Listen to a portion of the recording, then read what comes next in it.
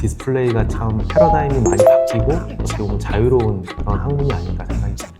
그 인터뷰 영상을 보니까 충분히 젊은이라고 붙을만 하더라고요. 그래서 주변에서 아직도 네가 젊이라고 했을 때 네, 막차를 겨우 얻어탔습니다. 네. 아유, 그렇게 됐네요 라고 했는데 프리폼이면 폼이 자유롭다, 프리하다 뭐 이런 느낌인데 교수님 말씀하시기에 잡아서 느릴 수 있는 스트레쳐블한 그 영화에만 나오는 건데 그게 현실이 될 수 있다는 얘기인가요?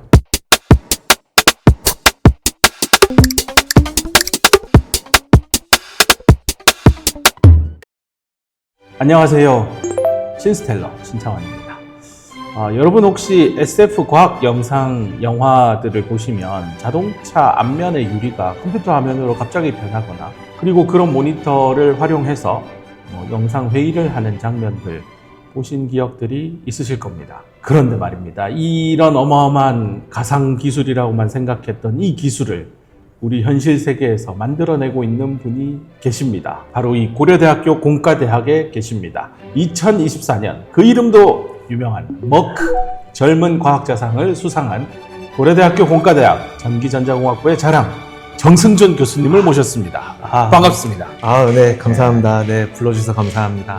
이게 자랑이라고 하시니 참 몸둘 바를 모르겠습니다. 자랑이 되도록 더 열심히 해야겠네요. 네, 열심히 하겠습니다. 교수님 제 소개가 마음에 드셨어요? 예, 너무 과분하고 어깨가 아주 철컹철컹 무거워지는 것 같습니다. 그 정승준 교수님께서 수상한 머크 어워드가 얼마나 대단한 상이냐면요. 이 한국 디스플레이 학회의 주관 아래 국제 정보 디스플레이 학술 대회, 즉 IMID라고 하는 학회가 있는데요. 이 IMID에서 1888년 세계 최초로 액정을 개발한 머크 기업의 액정 연구 100주년을 기념하는 2004년부터 디스플레이 분야에서 괄목할 만한 연구 결과를 보여준 과학자들에게 수상을 하기 시작해서 무려 20년이라는 오랜 역사를 가진 그 시상식이 있습니다. 그 교수님 주변에서도 축하가 어마어마하게 쏟아졌을 것 같은데요. 주변 네. 지인분들 반응이 어땠습니까? 머크 젊은 과학자상은 말씀해 주신 대로 1년에 한 번 그리고 한 명에게 주는 상이기 때문에 굉장히 영광스러운 상이죠. 그리고 저 개인적으로도 굉장히 영광스러운데 사실 가장 뭔가 뜻깊은 거는 사실 저희 고대 공대 내에서도 디스플레이 관련 혹은 광소자 하시는 교수님들이 굉장히 많으세요. 그 많으신 교수님들하고 이제 안타깝게도 이제 인연이 없었는데 이제 그 기운들을 모아 제가 이제 운 좋게 받은 거 아닌가 생각이 들어서 사실은 고대 제가 작년에 부임을 했지 않습니까? 그 작년에 부임하고 받은 정말 첫 번째 같은 선물 같은 상이라 굉장히 감사한 마음입니다. 그리고 또 한 가지 또 제가 생각했을 때 좀 의미가 있다고 생각이 되는 게 보통 우리가 디스플레이라고 하면 빛이 나거나 빛을 껐다 켰다는 그런 소자가 어떻게 보면 가장 주목을 받는 그런 소자인데 제가 받은 상의 어떻게 보면 연구 주제는 프리폼 디스플레이라는 기술입니다. 우리가 원하는 대로 변형을 시키거나 원하는 대로 늘리고 뒤틀려도 반도체 혹은 디스플레이 소자가 잘 동작할 수 있는 그런 기술을 받았다 보니까 디스플레이가 참 패러다임이 많이 바뀌고 어떻게 보면 자유로운 그런 학문이 아닐까 생각이 듭니다. 수상을 하신 이후에 그 소감 말씀하시는 영상을 우연히 보게 됐는데요. 그 인터뷰 영상을 보니까 충분히 젊은이라고 붙을만 하더라고요. 교수님, 이 영상 어떻게 된 겁니까? 사실 이게 젊은 과학자 상이 나이 제한이 있습니다. 그래서 어떻게 보면 신인상 같은 거죠. 그래서 주변에서 아직도 네가 젊니라고 했을 때 네, 막차를 겨우 얻어탔습니다. 네. 그렇게 됐네요 라고 했는데 근데 보통 이렇게 시상을 하면 대체 저희 연말 연예대상 같은 거 보면 굉장히 말씀이 많잖아요. 왜 이렇게 말이 많지라고 했는데 저도 정말 말이 많더라고요. 그래서 정말 오글거려서 끝까지 못 봤는데 그 영상을 보셨다니 네. 아주 부끄러우면서도 감사드립니다. 이렇게 큰 상 수상도 하셨는데 또 겸손한 말씀까지 해주셔서 역시 상을 받으실 만한 분이시다라는 생각인데요. 이런 질문 또 안 할 수가 없습니다. 교수님이 수상한 그 상에 대한 그 기술에 대해서 여쭤보고 싶은데 아까 앞서 잠깐 프리폼 디스플레이다라고 했는데요. 원래 디스플레이라는 게 TV 화면 우리 일반인들은 다 디스플레이라고 했는데 프리폼이면 폼이 자유롭다, 프리하다 이런 느낌인데 구독자분들, 시청자분들 이해하기 쉽게 좀 먼저 설명을 부탁드립니다. 네, 교수님께서 말씀하신 게 정확한데요. 우리가 기존에 알고 있었던 디스플레이는 정말 네모반 듯한 16대 9 혹은 4대 3 비율의 디스플레이가 가장 일반적이었는데, 물론 그 우리 디스플레이라는 거는 항상 사람들과 늘 가까이 있는 어떻게 보면 하나의 정보 기기이기 때문에 거기에도 익숙해질 수가 있거든요. 하지만 이 프리폼 디스플레이라고 하는 거는 사람의 어떻게 보면 뜻과 의지, 그리고 나의 목적에 맞춰서 그 형태가 변하는 거를 프리폼 디스플레이라고 생각을 해주시면 좋을 것 같습니다. 예를 들면 폴더블 폰이 예전에 처음 나왔을 때는 제가 사실 그런 기사를 본 적이 있어요. 어느 이제 외국 기자분이 쓰신 기사인데, 이 폴더블 폰 갤럭시 Z 폴드에 소세지를 넣고 이렇게 먹는 신용, 어떻게 보면 하나의 비하하는 표현일 수도 있겠죠. 사실은 지금은 누구도 그 폴더블 폰에 대해서 그 사용법이나 그 활용에 대해서 의심하는 사람은 없거든요. 그런 것처럼 폴더블 폰이 시작이 돼서 나아가서 이제 말씀하신 대로 돌돌돌 말 수 있는 그런 두루마기 같은 롤러블 폰, 그리고 우리가 원할 때 화면을 확장을 할 수 있는 그런 스트레쳐블 폰까지 아마 가능한 세상이 오지 않을까라고 생각을 하고 있습니다. 교수님 말씀하시기에 잡아서 느릴 수 있는 스트레쳐블한 네. 그 영화에만 나오는 건데 그게 현실이 될 수 있다는 얘기인가요? 네, 아직은 좀 가야 될 길이 먼 것 같습니다. 그러니까 스트레쳐블한 디스플레이를 만들려면 말씀하신 대로 일단 기판 자체가 우리가 흔히 반도체 나노 분야에서 배우는 그런 기판 자체가 실리콘이나 글래스 기판이 아니라 고무 같은 기판이 돼야 되고요.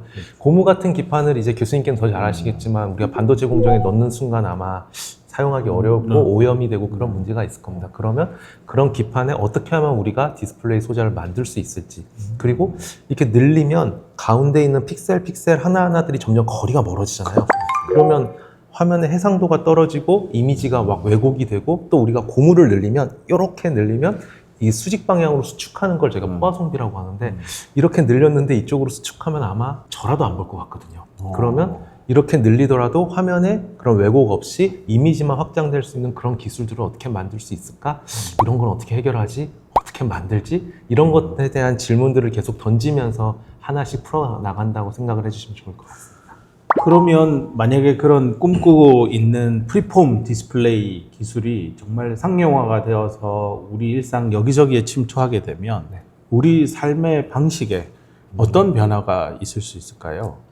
네. 말씀하신 대로 저희가 코엑스나 이런 데 가면 이제는 건물 외벽이나 어떻게 보면 기둥이 디스플레이처럼 보이는 게 있지 않습니까? 지금은 어떻게 보면 네모난 벽에 붙이는 타입겠지만 어떻게 보면 동그란 모양 혹은 원기둥 모양 혹은 임의의 형상을 가진 3차원 곡면에도 우리가 디스플레이를 활용을 할 수 있지 않을까라고 생각을 해주시면 좋을 것 같아요. 예전에 우리의 화면이라고 하면 백화점이나 혹은 뭐 가전제품을 전문으로 파는 업체 가면 100인치짜리 TV 짱짱하게 딱 있고 와, 화질 보면 와 이러고 축구공 날아가는 모습 정말 멋지고, 그런 디스플레이들에서 어떻게 보면 요즘 저희 소비자가 느낄 때 이 화면에 대한 해상도에 대한 만족도는 이미 좀 세츄레이션이 됐다는 좀 생각이 듭니다. 이제 제가 알기로는 이제 미국의 A사에서 사오는 핸드폰도 더 이상 이제 화면에 대한 화질, 즉 픽셀에 대한 해상도는 아마 이제 한계에 다다른 걸로 알고 있고요. 지금부터는 아마 새롭게 사람들에게 어떻게 보면 새로운 베네핏, 새로운 감동을 주는 방향으로 가지 않을까 생각을 합니다. 그런 측면에서 어떻게 보면 스트레쳐블 디스플레이든 임의의 형상에 붙이든 하는 그런 디스플레이는 결국 사람들에게 몰입감을 준다든지 안 그러면 좀 더 실감을 주는 그런 방향으로 갈 것 같아요. 예를 들면 제가 이제 비행기에서 자리에 앉아서 노트북을 폈는데 평방향으로는 화면을 늘릴 수 없고 때 수직 방향으로 사실은 또 늘어난다면 우리가 좀 더 활용하기 좋을 수도 있고요. 혹은 우리가 평소에는 되게 작은 기기의 모양에서 우리가 원할 때는 더 원하는 형상대로 확장할 수 있는 그런 디스플레이라면 좀 더 사람들에게 편함뿐만이 아니라 몰입감과 좀 더 실감나는 그런 이미지를 제공할 수 있지 않을까 생각을 합니다. 의 차량도 굉장히 곡면이 많잖아요. 그런 곡면에 붙여서 쓴다든지, 지금 또 다음 기술로는 이 디스플레이가 수평 방향 혹은 이렇게 수직 방향으로 느는 게 아니라 이 지축 방향, 위아래로도 움직인다면 우리가 어떻게 보면 정보를 얻는 데 있어서 촉감이나 얘에 대한 어떻게 보면 질감까지 전달할 수 있는 그런 디스플레이라면 좀 더 사람들에게 효율적으로 정보를 제공하지 않을까 생각하고 있습니다. 그렇다면 이런 멋진 경험의 창이라고 별칭을 붙일 수 있는 이런 3차원 프리폼 디스플레이 기술이 나오기까지는 교수님이 이렇게 연구자로서 성장하는 동안 굉장히 많은 어려움과 장애물들이 있었을 것 같은데요. 내가 왜 이 전공을 택해가지고 왜 이 연구를 하고 있지라는 좌절감을 느끼지만 그 순간순간에도 그래도 이런 순간이 있으니 내가 디스플레이 연구를 하지 않은 경험도 있으실 것 같고, 뭔가 이 연구하는 과정에서 성취감을 느낄 때도 있고 좌절감을 느낄 때도 있었을 텐데요. 그래도 이 맛에 내가 이 프리폼 디스플레이 연구한다, 그런 경험 있으실까 궁금합니다. 말씀 듣다 보니까 대학원생부터의 시간이 이제 머릿속에 흘러가는 것 같습니다. 사실은 그 반도체 분야 같은 경우에는요, 어떻게 보면 저도 살펴보면 로드맵 같은 게 있지 않습니까? 가야 될 방향이 있고 그 방향을 달성하기 위해서 많은 분들이 아이디어를 내고 어떻게 보면 노력하시면서 그거를 한 발 한 발 달성해 간다면, 사실 디스플레이 같은 경우에는 그런 로드맵들이 좀 부러울 때도 있습니다. 물론 로드맵은 당연히 존재하지만 디스플레이에서 하나의 역사나 어떻게 보면 하나의 그런 큰 이노베이션이라고 할 때마다 패러다임이 좀 많이 바뀌었던 것 같아요. 기술의 패러다임이 예전에는 뚱뚱한 CRT 있지 않습니까? 저희가 응답하라 시리즈를 보면 이제 온 가족이 모여서 뚱뚱한 TV를 보고 안 나오면 막 치고 막 안테나 막 잡고 했던 그 TV, 거기서 LCD로 확 얇아지고 그 다음에 LCD에서 이제 OLED 혹은 뭐 그 이상의 화질을 보이는 그런 디스플레이로 발전을 하고 있고, 그 디스플레이가 평면이 아니라 변화하고 우리가 원하는 형태로 발전을 하고, 그러다가 지금은 또 3D 디스플레이, 홀로그램 이런 데까지 발전하지 않습니까? 즉 그런 것들이 늘 사람들에게 신선한 경험으로 다가오는 게 어떻게 보면 디스플레이의 가장 하나의 맛이 아닌가라고 생각이 듭니다. 즉 우리가 직접 체감을 할 수가 있잖아요. 눈앞에 있고 그거에 대해서 베네핏과 장단점을 스스로 내가 경험을 하고 그거에게 또 피드백을 주고, 물론 연구하는 사람들은 힘들죠. 그렇게 그럴 때 어떻게 보면 사람들이 너무 익숙해지고 또 사람들이 너무 이 새로운 기술에 대해서 쉽게 익숙해진다는 건 그 다음 스텝을 원하지 않습니까? 근데 그런 게 어떻게 보면 단점이자 또 하나의 또 내가 다음에는 이런 상상을 해보면서 혹은 이런 피드백을 들으면서 한번 해보면 어떨까라는 그러한 것도 참 즐거운 경험인 것 같습니다. 근데 이게 말씀하시는 게 역시 고려대학교 교수님이라 그러신지 상상력으로 만들어가는 기술이다라고 하는데, 좀 더 현실적인 어떤 부분에 있어서 교수님 디스플레이 연구할 때마다 내가 이거 참 잘한 것 같다, 그 느껴지는 모멘트가 있을 것 같아요. 사실 디스플레이 연구하시는 분들은 어떻게 보면 만드는 사람이잖아요. 만들고 평가하고 내 아이디어를 직접 넣어서 그거를 사실 본다는 게, 사실은 그게 어떻게 보면 제 성향하고도 잘 맞았던 것 같아요.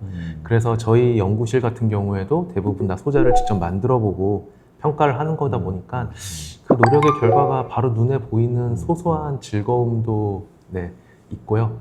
그리고 이제 힘든 부분은 참 로드맵이 참 있으면 좋을 텐데, 그게 어떻게 보면 내가 생각했던 방향하고 달랐을 때, 혹은 항상 어떤 기술을 개발을 하면 누군가를 설득을 해야 될 때가 있어요. 예를 들면 스트레쳐블 디스플레이 왜 필요해? 난 이런 거 필요 없어 라고 하면 그거에 대해서 어떻게 보면 설득을 하고 제 스스로가 이 기술을 왜 해야 되는지 납득을 해야 되고, 이러한 과정들이 조금은 좀 어려운 것 같습니다. 그래서 세상말로 좀 약도 잘 팔아야 되고 그런 것도 있지만, 결론은 이제 많은 연구자분들이 이제 계속해서 이 방향을 달성하기 위해서 노력하시고 그걸로부터 사람들의 공감을 얻고 새로운 제품이 나온다는 거, 그게 어떻게 보면 디스플레이에서 되게 큰 어떻게 보면 모멘텀이 아닐까라고 생각을 합니다. 또 실험실 수준에서는 또 디스플레이에서 계속 만들다 보면 밤새 만들다 보면 뭐라도 나오거든요. 또 그러면 또 저도 대학원생 때 어떻게든 뭐 교수님께 한테 가서 뭐 말이라도 할 것도 만들고, 또 장마철에는 실험이 또 정말 안 되거든요. 그러면 이제 대자연의 위대함 앞에서 또 이제 여름에는 역시 또 안 되는구나 라는 것도 느껴보고 그런 것 같습니다. 말씀하시는 거 들어보면 정말 드라마나 영화에서 볼 법한 그 천재과학자들이 하는 얘기, 밤새 뭔가 하면 그래도 뭐가 나옵니다 라고 하는데, 보통 일반인은 밤새 뭘 하면 그냥 잠만 오지 뭘 되는 건 아닌데 교수님은 뭔가 또 나온다고 하는데요. 그 나오는 과정에서 사실은 전기전자 학문 분야 이외에 다른 학문 분야에 대한 지식도 꽤 필요할 것 같다라고 맞습니다. 생각되는데 어떠세요? 네, 맞습니다. 이게 사실은 디스플레이는 전기전자뿐만이 아니라 이제 빛을 내거나 혹은 이제 빛을 받거나 이러한 것부터 해서 반도체 소자, 그리고 특히 프리폼 같은 경우에 제가 변형을 하게 되면 힘을 줘서 변형을 시킬 때 각각의 소자들이 얼마만큼 힘을 받는지, 그리고 내가 얼마만큼 힘을 줘야 얼마만큼 변형이 하는지에 대한 기기공학, 그리고 정말 이거에 대해서 사람들이 시인성이 있는지에 대한 어떻게 보면 시각에 대한 어떻게 보면 인지과학 하시는 분까지 정말 다양한 사람들하고 모여서 노력하는 분야이기 때문에 이 부분도 되게 좋은 것 같네요. 정말 다양한 분들하고 만나서 협업하고 지식이 넓어진다는 말은 좀 너무 좀 그렇지만 제가 모르는 분야, 이 학문에는 정말 많은 정보와 어떻게 많은 지식들이 들어가는구나라고 배워가는 경험도 참 감사한 것 같습니다. 이제 스스로 이제 자기 최면을 거는 거죠. 내가 이 과목을 그렇지, 내가 이 과목을 들어야지. 정말 빛을 내고 이런 게 재밌다. 그냥 단순히 그거였습니다. 이 시장이 망할 것 같지는 않더라고요. 네, 휴방은 또 아닌 것 같더라고요. 세상말로 이제 현타가 온다고 해야 될까요? 이제 듣고 계시는 분들 중에 교수님이시면 아마 공감을 격하게 하실 것 같은데요. 반대되는 얘기를 듣더라도 한번 그 얘기에 대해서 본인은 어떻게 생각하는지